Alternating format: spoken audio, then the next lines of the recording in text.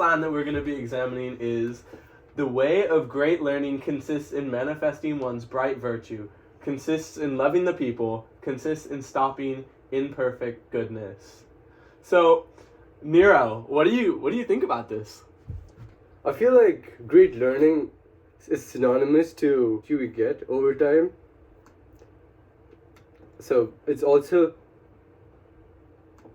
how we use this virtue and how we use this learning to spread love in society and basically love your friends, your family, and like just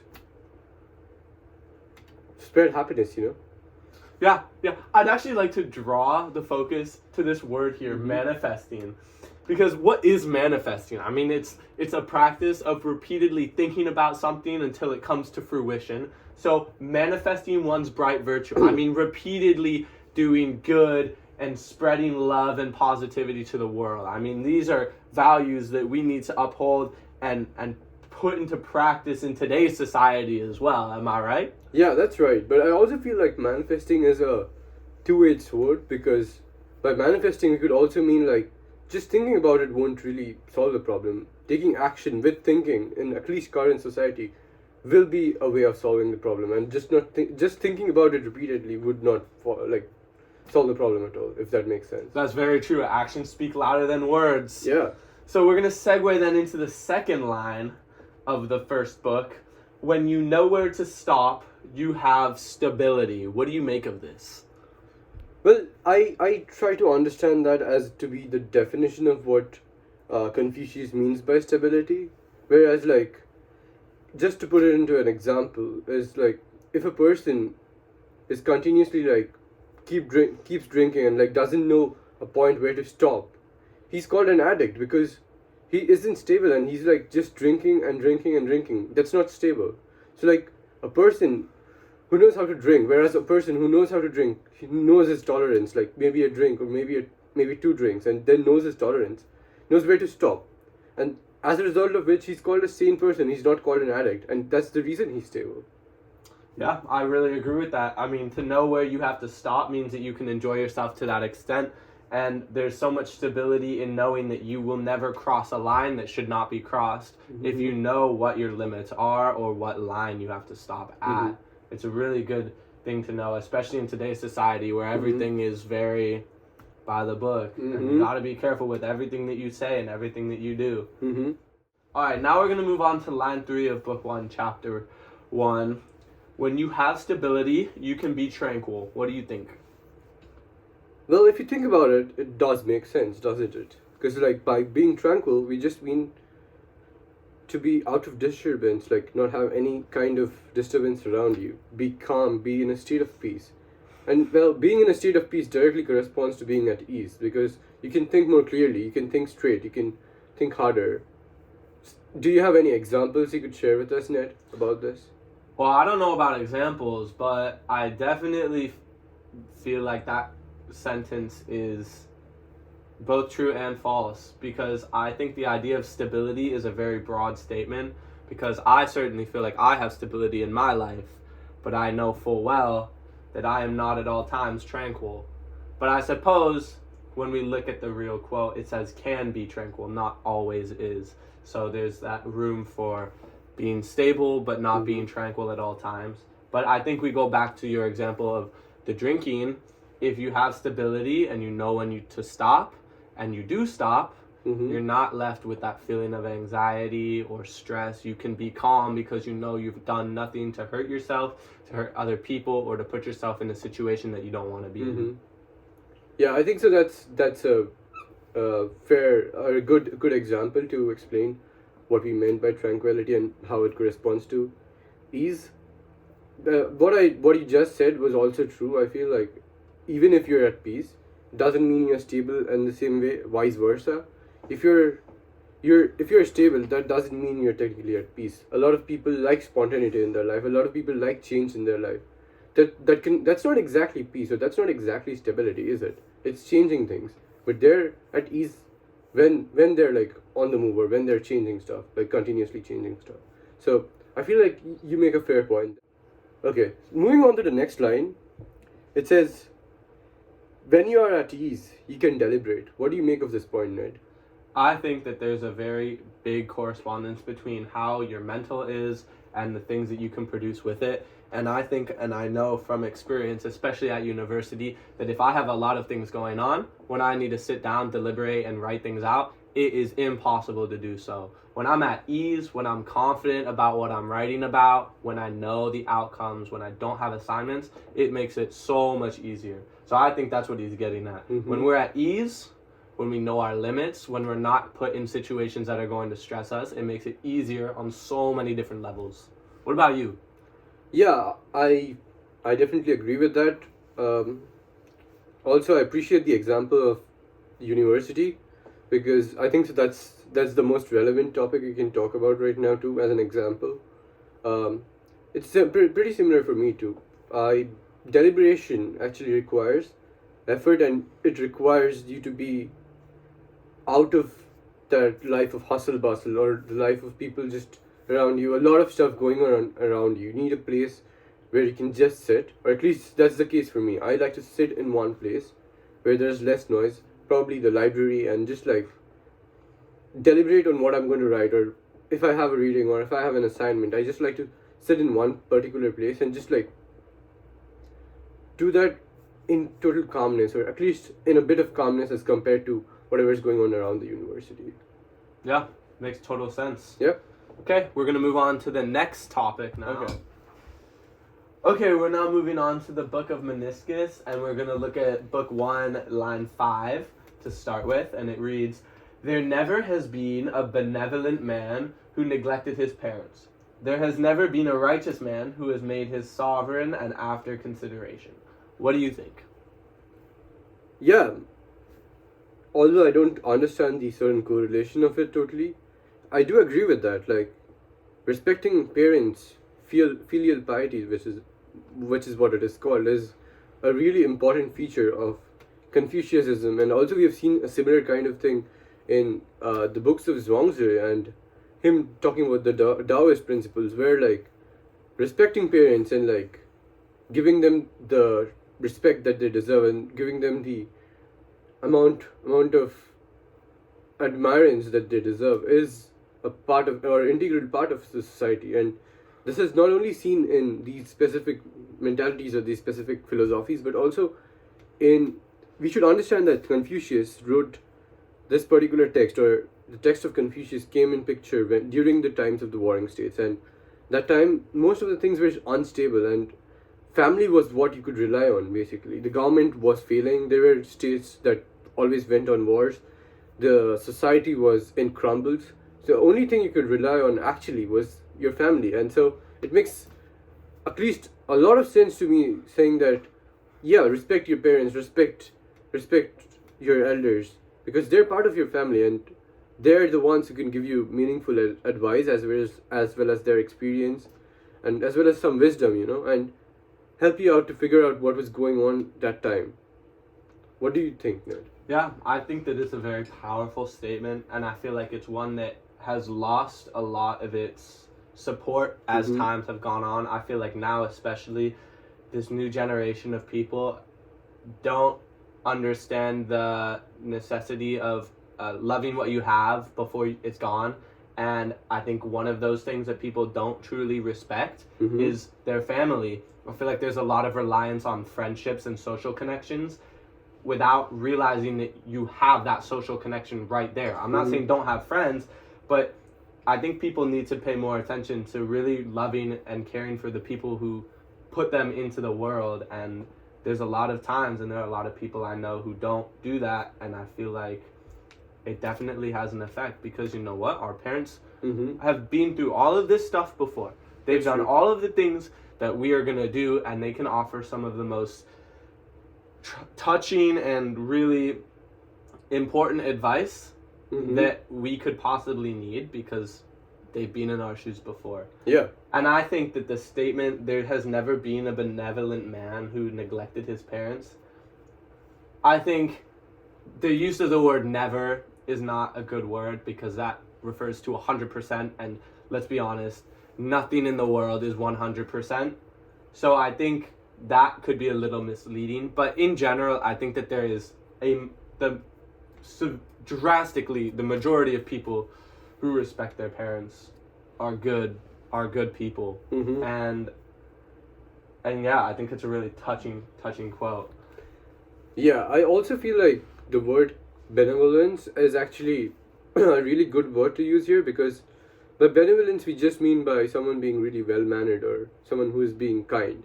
And I think so it's a characteristic feature of anyone being kind to be respectful to not only their elders but to people, their friends, to people who just like walk around the street, or at least that's what I would reckon what respectful meant in modern society as well as the olden ages, you know? Yeah, I definitely agree with that. Yeah. Let's move on to line 6 of the same book. It says, "Let your majesty also say benevolence and righteousness, and let these be your only themes. Why must you use that word, prophet?" I feel like this part of the conversation actually talks about the majesty being giving more of a vibe of what not being a capitalist, and rather like serving the people, for their benefit, and not being just minded to just get a profit out of it or just get some kind of a benefit out of it, whether it's economical, monetary, or in any other way, and just like serve the people, be respectful to them because of benevolence and because of being righteous, and not be a capitalist per se. Yeah. I think between modern society and in the time that this was written, the word profit that's used in this quote has two very different meanings. I think now when we think profit, we think financial.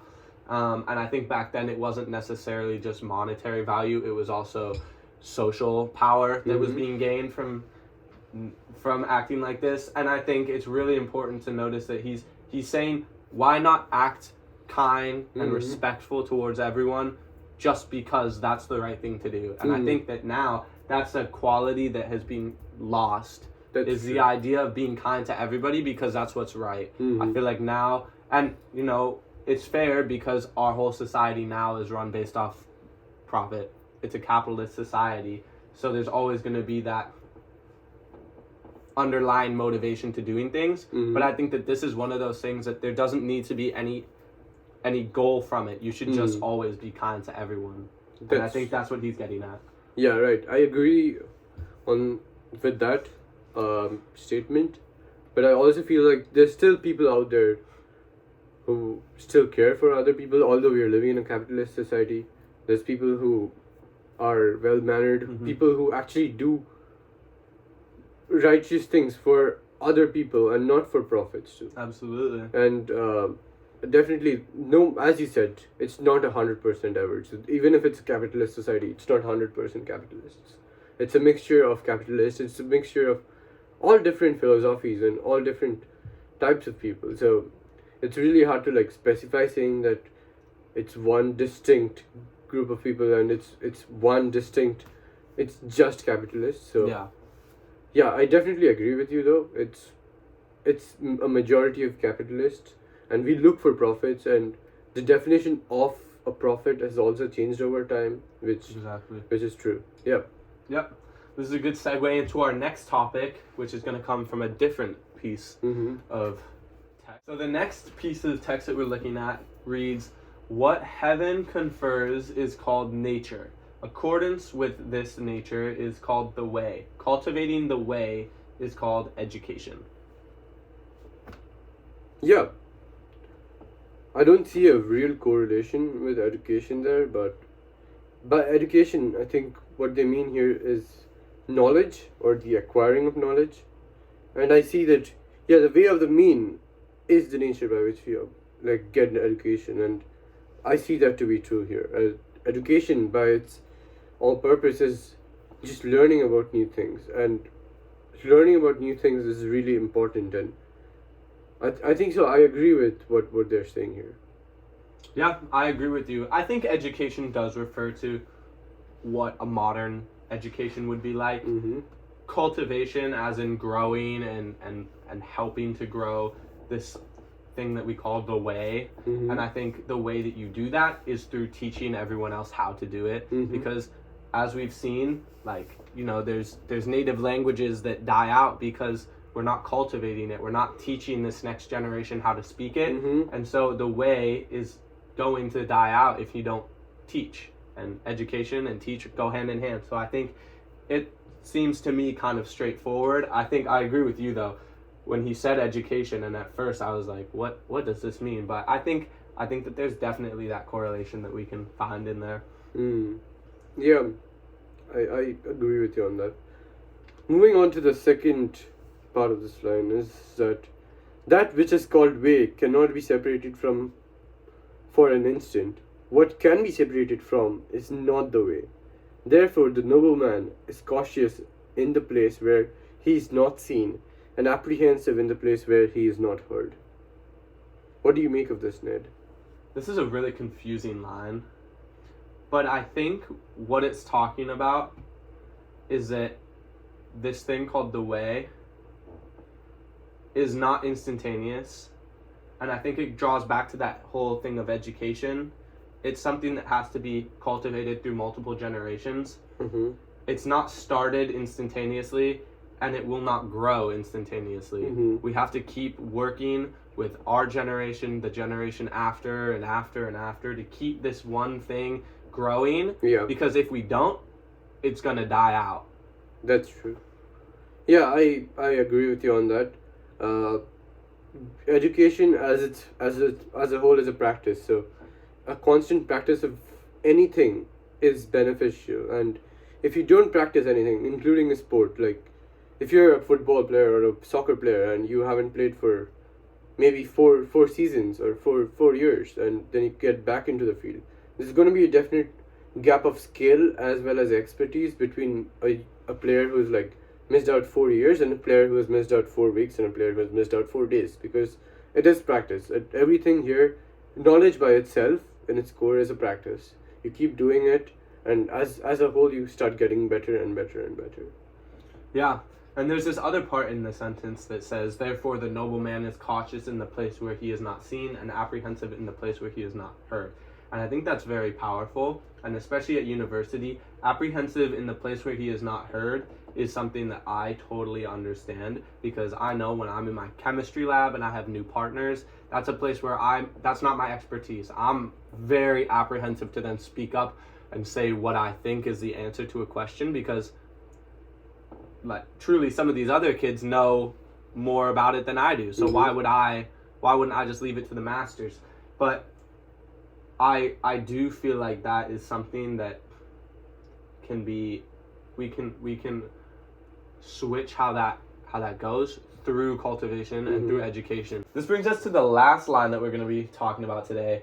Nothing is more visible than the hidden, and nothing is more apparent than the subtle. Therefore, the nobleman is cautious when he is alone. I feel like this particular line brings us to a kind of, to put it into an example, basically, there is a amount of loudness in being quiet.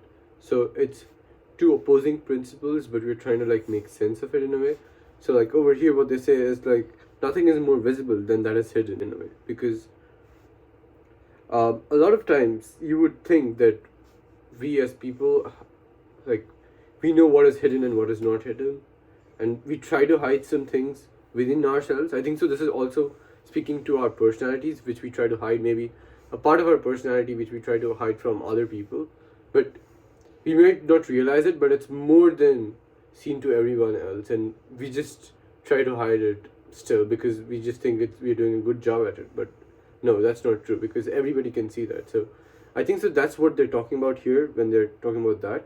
And also, nothing is more apparent than the subtle is, a lot of times for an example, I've seen people try to like show off their wealth, and they try to do it really subtly by just like maybe, I don't know, wear like super aesthetic garments or like watches, and so you would think like that's subtlety, but that's not exactly subtlety, because like everybody's noticing that.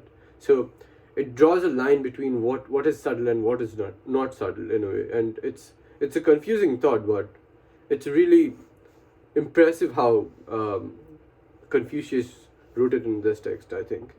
Moving on is that the noble man is cautious when he's alone. What do you think about this statement then?